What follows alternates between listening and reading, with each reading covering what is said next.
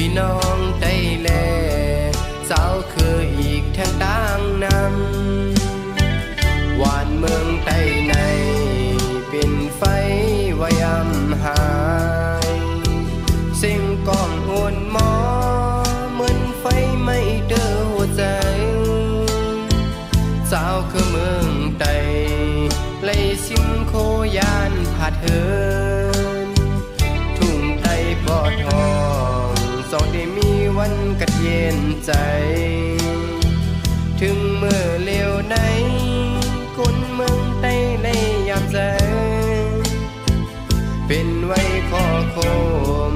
ใจป้ออำนิ่มเศร้าไหลเมืองใต้ปอทองสาวคือไต้ยามเกี่ยวมูลถึงต่อเลี้ยวซ้ำตกกินเย้าเลยอยากใจอำไหลกัดเย็นกอบไผ่เพิ่งเรื่องหุบไหม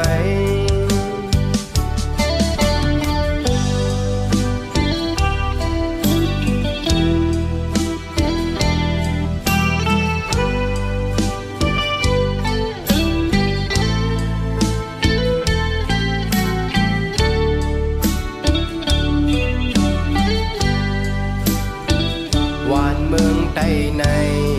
เป็นไฟวายำหายเสียงกองอุ่นหมอเหมือนไฟไม่ลามหัวใจสาวคือเมืองใต้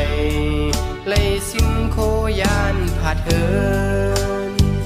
ทุ่งไต้ปอทองสองได้มีวันกัดเย็นใจ